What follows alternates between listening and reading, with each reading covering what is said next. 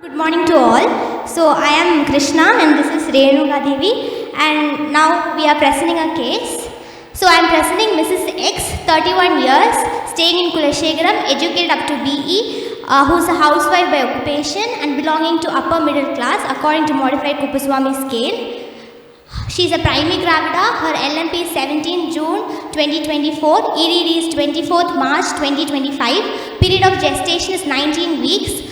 Her husband is Mr. Y, 32 years and an engineer by occupation. She presented with chief complaints of lower abdominal pain for 1 day and bleeding per vagina for 1 day. History of presenting illness: the patient was apparently normal 1 day back when she developed lower abdominal pain, which was sudden in onset, non-progressive, on and off, which occurs half an hour once and lasts for 2 to 3 minutes. It was non-radiating and not relieved by rest. On the next day, she developed one episode of spotting, acute in onset, after which she came to the hospital and was admitted. History of pedal edema up to ankle, relieved by rest. No history of burning micturition, no history of discharge per vagina, no history of constipation, no history of headache, no history of blurring of vision, no history of fever, no history of breathlessness. Obstetric history: first trimester, total antenatal visits taken the first trimester is 2, conceived after ovulation induction, pregnancy confirmed by urinary pregnancy test after 10 days of missed periods, booked and immunized with TT. History of nausea and vomiting was present. Dating scan was done at 7th week of gestation and 1 gestational sac, 2 yolk sac was found. On 8th week of gestation, she had an episode of bleeding per vagina, for which she was admitted in the hospital and was put on tab dufestrant 10 mg. History of urinary tract infection, for which she was given antibiotics. No history of fever with rash, constipation, hyperemesis. Weight 63 kg, height 153 cm, BMI is 26.9 kg per meter square. The BP was 110 by 80 mm mercury. Hemoglobin was 12 gram per deciliter. Blood group was O positive. NT scan was done at 14th week of gestation. Monochorionic diamniotic twins was found. The nuchal translucency of the twin A was 1.6 mm. Nuchal translucency of twin B was 1.7 mm. And cervical length was 3.8 centimeters. OGTT was done and found to be normal. TAP folic acid was taken. No history of radiation exposure. No history of any other drug intake. Second trimester, the total number of antenatal visits taken was 2. Iron and folic acid tablets were taken. History of pedal edema up to ankle.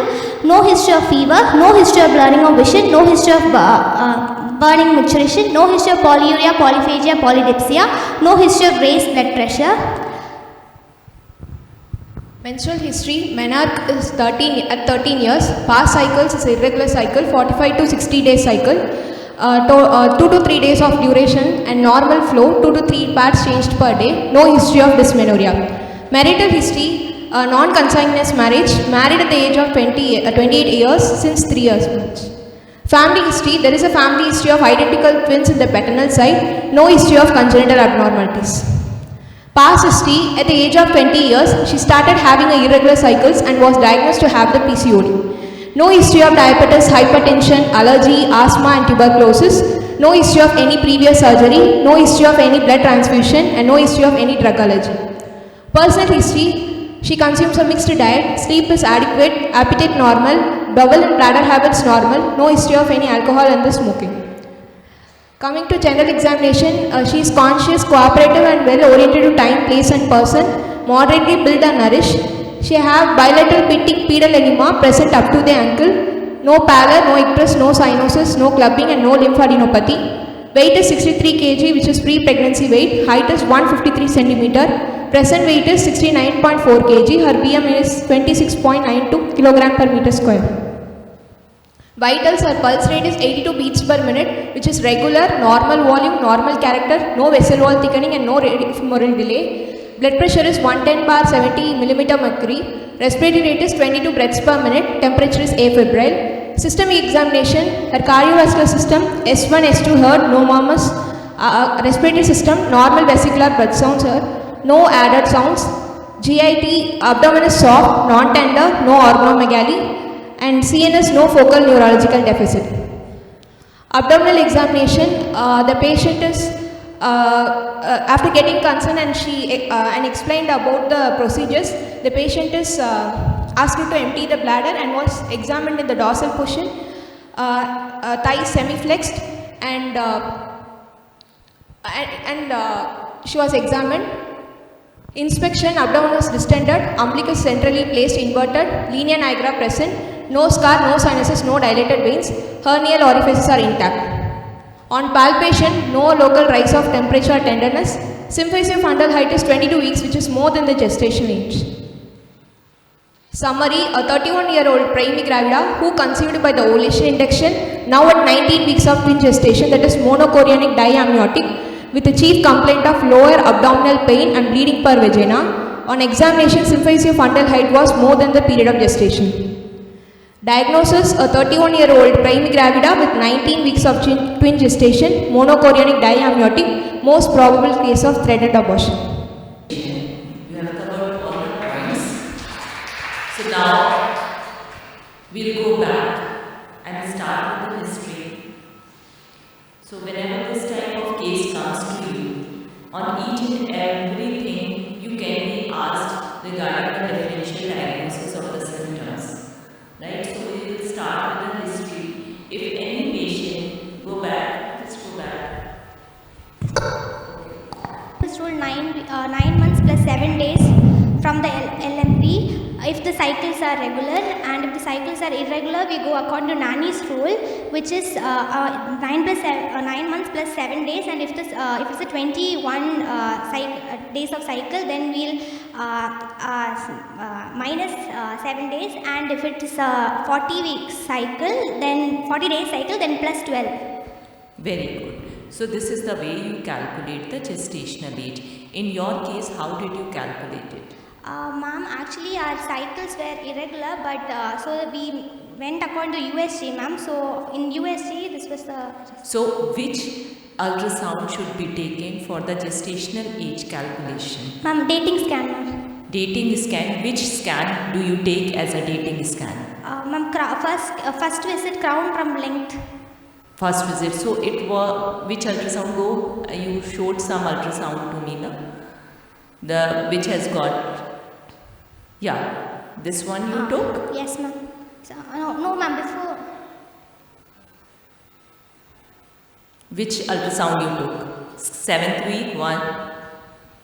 So always remember, no need for confusion, always remember, it is generally, it is said that you should be taking whenever you are having a cardiac activity, but no, it is the 11 to 13 weeks scan. If you have, you should be taking that scan, because the earlier scan, whatever it is at 6 weeks or 7 weeks where you are having a cardiac activity, the taking up of the crown rump length is not adequate, right? So it is never exact. So if you have 2-3 scans, you should be taking a scan which is having a 11 to 13 weeks.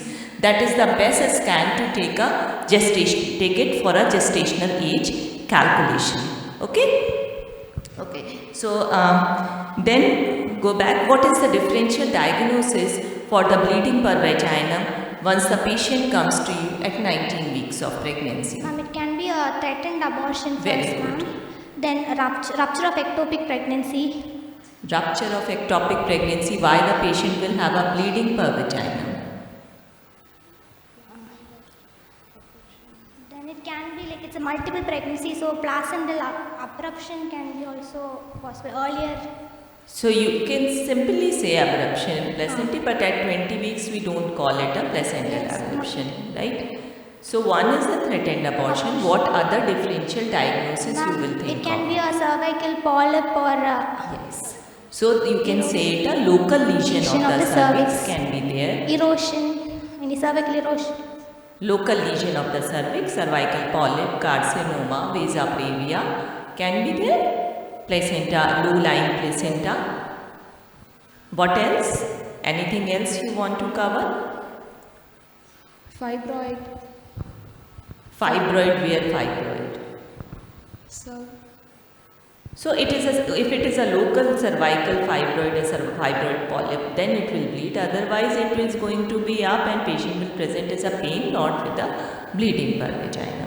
So differential diagnosis you should be knowing for any case on any trimester. If it would have been a third trimester, there will be a slightly different differential diagnosis. If it is a first trimester, it could be a different one. So differential diagnosis of bleeding per vaginum is very important.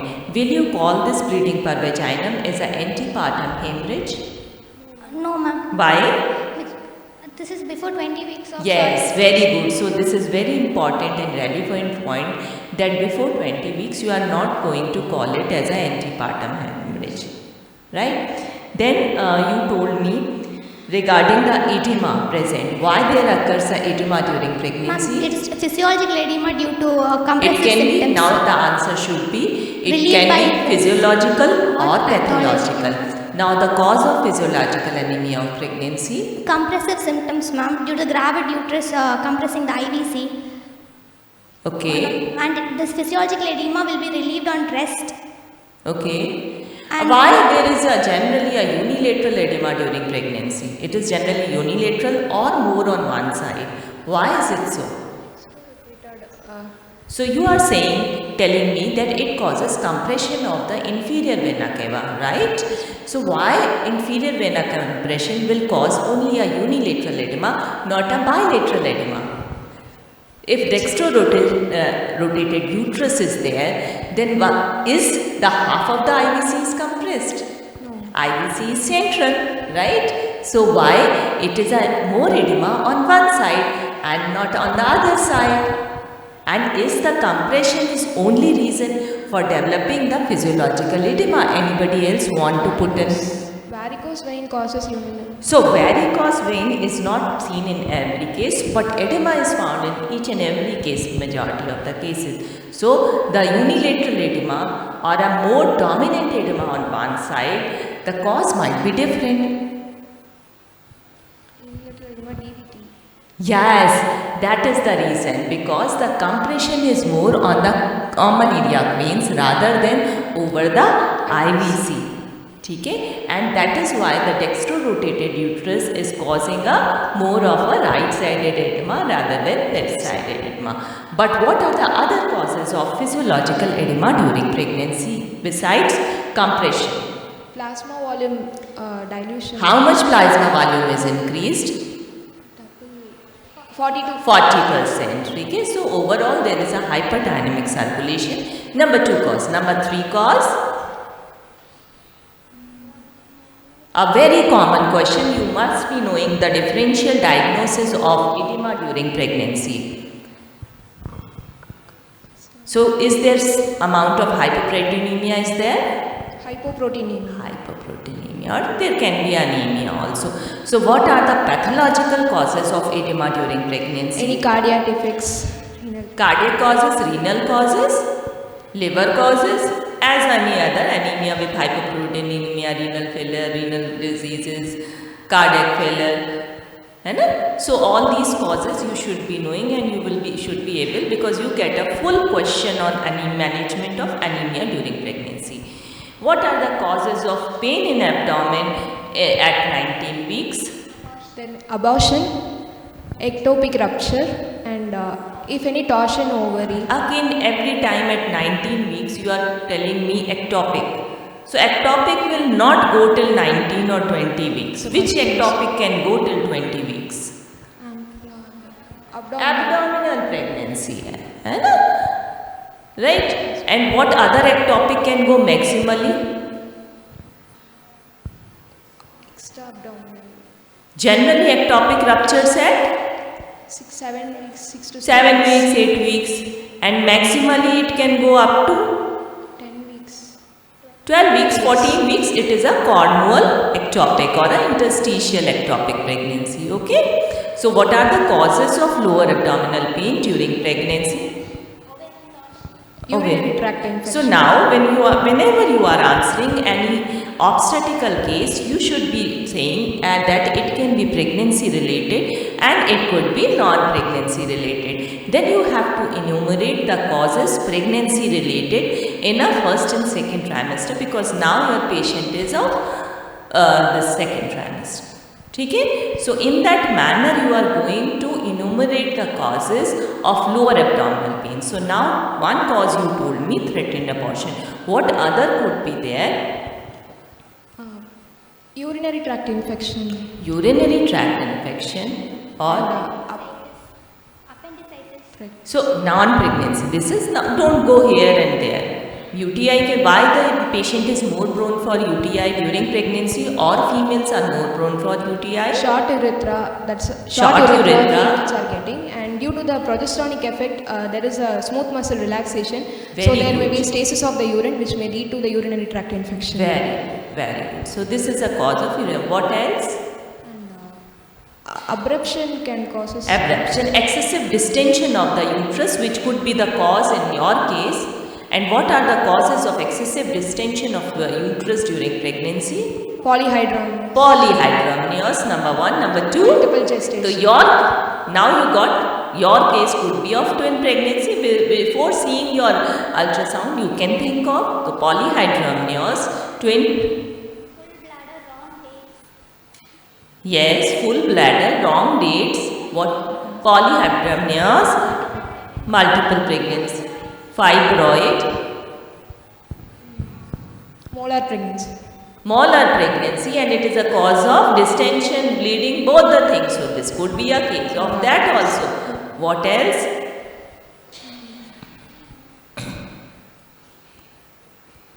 Big fetus, Macrosomia. है ना? GDM नहीं, macrosomia.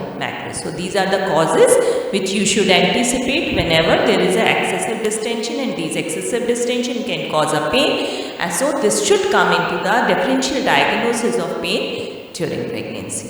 Okay, so then we go further. What you told here, just next slide. Okay. So one episode, this was okay. Then next slide. History of pedal. Why do you supplement? Did she took folic acid?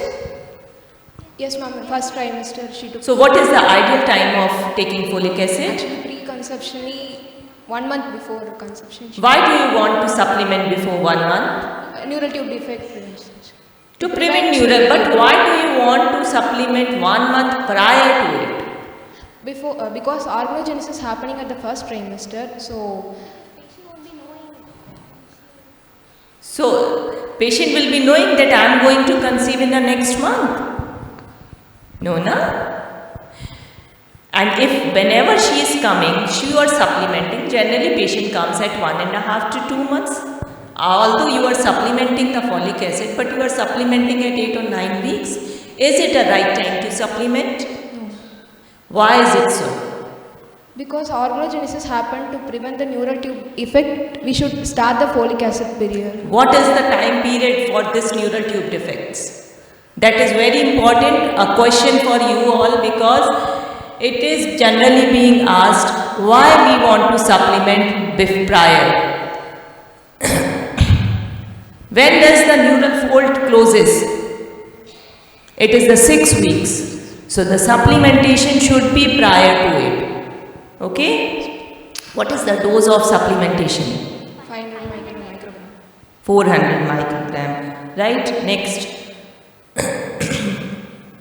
Okay. So you told me dating scan was done at 7th week, 1 gestational sac, 2 yolk sac was found. Now on ultrasound, how will you come to know that this is a amniotic, monochorionic, monoamniotic, dichorionic, whatever different? We do the USG. Yes, very good.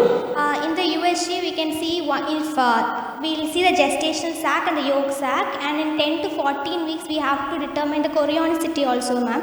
So in case of this dichorionic diamniotic, there will be a lambda sign will be present, Very and in case good. of a monochorionic diamniotic, the T sign will be present, ma'am. What is this lambda formed of? Ma'am, that is the placental tissue which is invading the two membranes. Excellent, excellent. And what is the thickness of the membrane which we take? It is more than 2 millimeter. It's suggestive of dichorionic diamniotic, and less than 2, it is suggestive of monochorionic diamniotic, ma'am. Very good. So this is lambda sign, T sign, you should be knowing. Next thing you told me the supplementation of the dufeston. So does this help? It is not having much role, but we give that for You threatened gave that, abortion. that's why you told. Otherwise, there is no role of supplementation of the progesterone in the threatened abortion. Okay. Okay. Then next slide. Something, right? How do you screen for aneuploidies in a twin pregnancy? Is it a good test? Ma'am, we go for biochemical markers and also the NT scan, ma'am. In NT scan, if the nuchal translucency it is less than 3 millimeter, it is suggestive of it is normal. It is more than 3 millimeter, it is suggestive of any other aneuploidy, ma'am. So how do we go for a risk calculation in these cases? Do you know something about it? Yes, ma'am. We'll go for invasive methods if it is more than 3 millimeter, ma'am. Okay, so let me explain this to you, that whenever it is a twin pregnancy, doing a dual marker is not a good way of diagnosing. It's not, for twin pregnancy, any of the aneuploidy tests are not good, but whenever you are doing a risk calculation, the dual marker plus NT of that twin calculates the risk, not single NT will do in these cases. Is NIPT? Do you know anything about NIPT? What is the full form of Non-invasive prenatal. And a non-invasive prenatal diagnosis that is done in the blood cells of the mother, right? So can we do that in the cases of twins?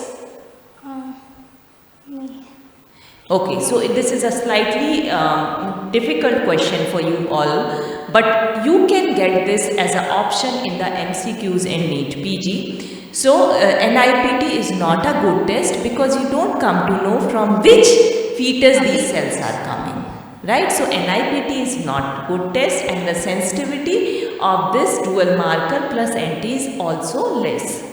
So if you have any of the doubt, you have to go for an amniocentesis from each of the cells, not from the any of one will. Okay.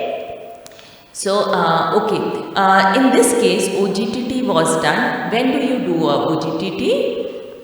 Ma'am, in the initial visit we do it and it's a screening. If it is negative, we'll do at 24 weeks, ma'am. Very good. So you repeat it at 24 to 28 weeks. Next, what are the high risk factors present in this case for twinning? First age, ma'am, then ovulation induction was done. What was the age of the patient? Age is not a factor. Only OI plus ovulation induction was done and family history of twin was present, ma'am. Family history. So 2 risk factors were there in this case for the twinning, right? Which of the drug causes more twinning? Which ovulation inducing drug causes more twinning? Gonadotropins causes more twinning, ma'am. Other than like oral drug, which clomiphene. Clomiphene, right? So always remember, clomiphene causes more twinning rather than a letrozole, because letrozole causes a monofollicular development as compared to clomiphene citrate, right? So next slide please. Okay, iron, folic acid were taken. I found that you have not taken the dietary history. Have you taken the dietary calculation? Do you calculate the diet and energy? No. Calorie intake you calculate. So always as an undergraduate student you should be having a dietary calculation. And why is it particularly important in your case? It is more multiple pregnancy. So pregnancy, antenatal cases, you should be knowing how to do a dietary calculation. That 24-hour recall method is used to calculate the diet. So you should be doing that. How much extra calories are needed during pregnancies? Normally 300 kilocalories per day. But in twin pregnancy it is plus 300, ma'am. Total 600 kilocalories. And how much is needed in the postpartum period? 40. So it is plus 550 during postpartum and lactation period, plus 300 during pregnancy, and this will change according to the patient characteristic, whether she is JDM, whether she is obese, or whether she is twin. So twin FGR, GDM, and one more I told you something. So in these cases dietary calculation is must for you all. Okay. Next slide. And yeah. Okay. Please you add on whatever wherever I am missing. Okay. Next slide. Next slide. Next slide. Okay, so now she is 20 weeks of pregnancy. What are the complications which you anticipate in your patient? Preeclampsia can be. Preeclampsia, number 1. Gestational diabetes. Gestational diabetes mellitus, number 2. So now whenever you are telling, I initially also told you that you have to tell the maternal complications, fetal complications, or you have to go antenatal, intrapartum and postpartum complications. Then you can complete your list of complications whenever you are writing or whenever you are telling it in a viva. So this is the best way, and most of the complications overlap. Right? So you go with the antenatal complications, in maternal fetal separate. In maternal complication, antepartum, there is a miscarriage, gestational diabetes, anemia, antepartum hemorrhage, and hyperemesis, and anemia, then pressure symptoms. And intrapartum, there is a dysfunctional labor, malpresentation, cord prolapse, postpartum hemorrhage. There may be any operative delivery, retained placenta. In postpartum, they may get to puerperal sepsis or any postpartum hemorrhage due to the atonicity, and lactational failure can be happen. These are the maternal complication, ma'am. Fetal complications, that is antepartum prematurity, intrauterine growth restriction, acardia. So here I will like to interrupt, otherwise I will forget. Please stop using the term intrauterine growth restriction. It is the fetal growth restriction which you all should be using. Okay? Then acardiac fetus, conjoined twins, congenital anomalies, vanishing twin, single fetal demise, twin-to-twin transfusion syndrome are more common, monochorionic. So now your patient is a case of monochorionic diamniotic. So what complication specifically related with your type of twin you anticipate? Twin-to-twin transfusion syndrome, number 1. Twin reversed arterial perfusion. Very good. TAPS, twin anemia, polycythemia sequence, monoamniotic, single fetal demise, conjoined twins. So conjoined twin, no? No. Congenital anomalies. Very good. Selected fetal growth restriction. So these are these all are the questions for the postgraduate, but anyways you should be knowing all these complications in your patient.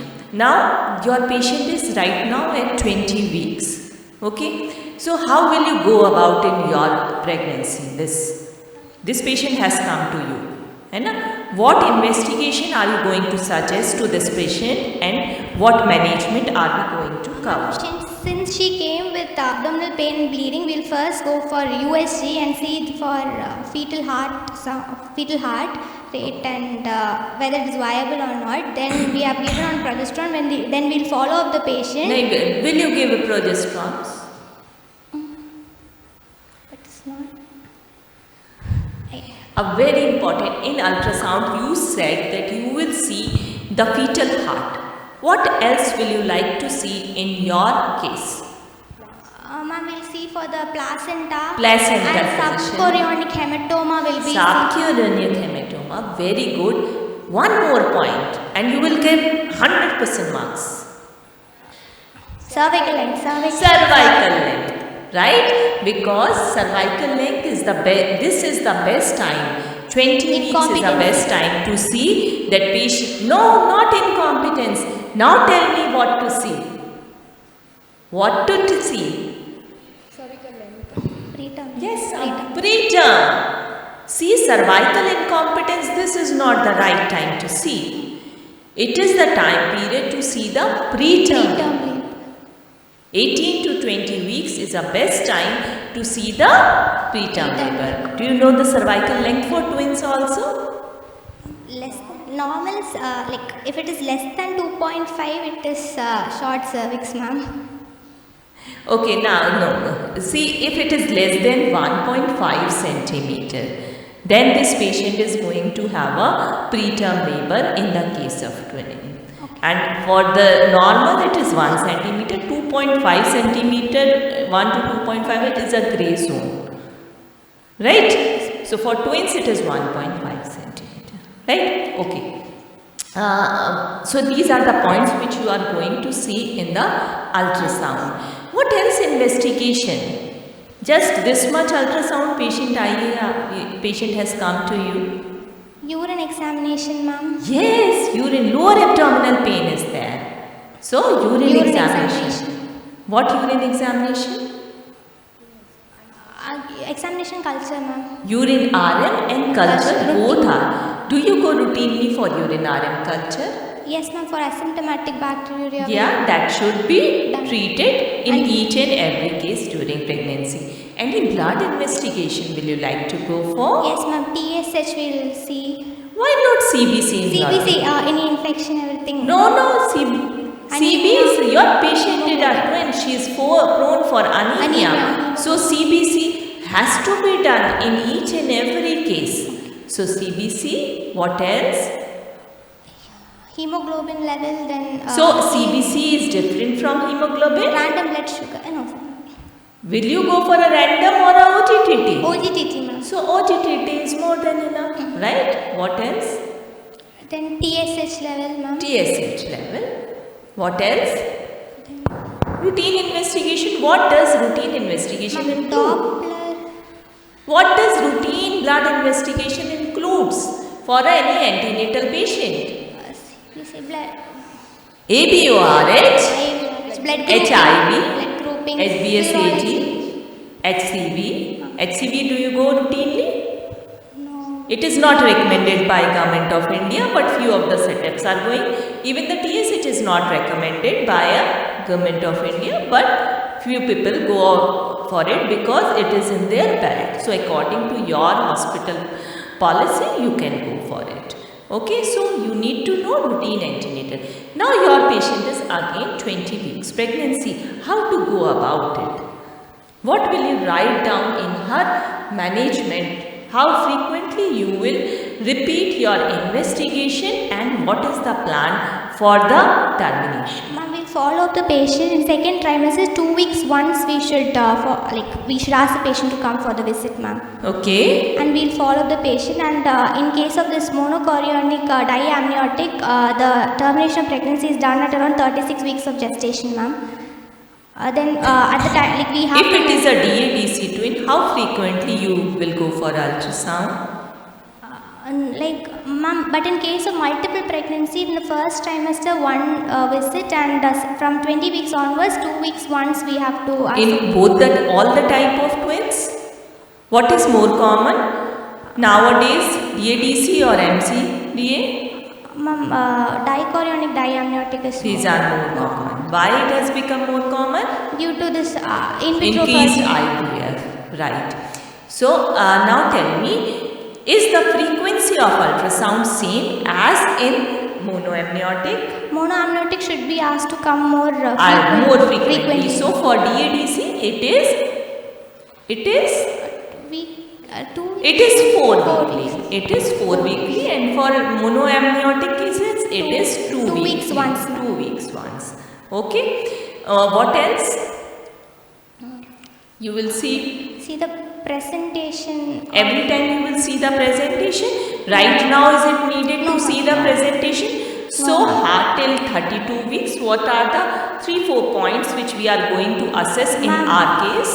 Is there any twin-to-twin transfusion syndrome we have to see? The nuchal translucency? No. If it's more suggestive. No. So, what you are going to see in the cases when you are, what is your aim? You have This is the way you are going to answer. Our aim of ultrasound is to detect the growth, any changes in the growth, and number second, to detect any complication. For that, we will do a growth parameters in both the fetuses, the amount of liquor that has to be seen. These are the two basic components, and if there is abnormality of the placenta, we will like to see in our case. Okay. If there are problems with the growth or the liquor, that is the first of the indicator that my patient is going to develop any of the twin transfusion complications. And if it is developing, what we have to see, we have to put in a Doppler to see whether there are any communications between the placenta or transfusion. So if there is something happens, when will you like to do termination? Go for this laser ablation. So we will go for a laser ablation if these problems are occurring before 32 weeks. But beyond that, if we have a good nursery facility, we will terminate the pregnancy. Okay. So now this patient has come to you to very good growth at 34-36 weeks. What will you do? Ma'am, we'll see the presentation of the baby, ma'am. If the twin A is in a cephalic position, we can go for the vaginal vertex position. We can go for the vaginal delivery. If it is any other position other than the vertex position, we have to go for cesarean section, ma'am. If this patient is delivering, first twin delivered, what are the points which you will take care while delivering the second twin? Ma'am, the abruption can occur in the second twin and sudden. First twin delivered. What? Early cord clamping. Early cord clamping आपने कर दी और? And we should see after the first twin delivery, we should examine what is the presentation. Will you give oxytocin? No. So number first point, no oxytocin to be given for the separation of the placenta. Okay? What else now? Then we should check for the presentation of the second twin. So how will you check the presentation? By Abdominally. Abdominally, first you will check the lie of the baby, and from the down you will see how much? Where is the present, whether the amniotic sac ruptured or not ruptured. You have to exclude the cord prolapse. And if that has not ruptured, then? If it is a breech presentation, we can go for external cephalic version. Oh no, ma'am. Assisted breech delivery. Assisted breech delivery in this case? Ma'am, if the first baby has delivered and the second baby is in vertex, now it will deliver. If it is breech, now we can go for this assisted breech delivery. Or a breech extraction. You can do podalic extraction. If it is a transverse lie, then we first go for external cephalic version, ma'am. If it is not possible, then we'll take the patient to the OT and we give general anesthesia and we go for internal podalic version and then we'll deliver, ma'am. This is the only indication in the of modern internal obstetrics. podalic version. Okay. Now this patient, what this patient can develop?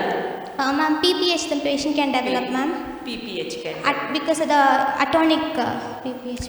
This patient has delivered. What are the things need to be examined? Ma'am, the placenta, if there is any retained placenta inside. Placenta, very essential point. Placenta need to be examined. Membranes need to be checked to check again, reconfirm what type of it is and if anything has retained, because there are many chances that Subcentrate. Excellent. Okay, so in a postpartum period, what complications you anticipate? Ma'am, there will be postpartum hemorrhage, then will be sepsis can be common, ma'am. Then lactation failure.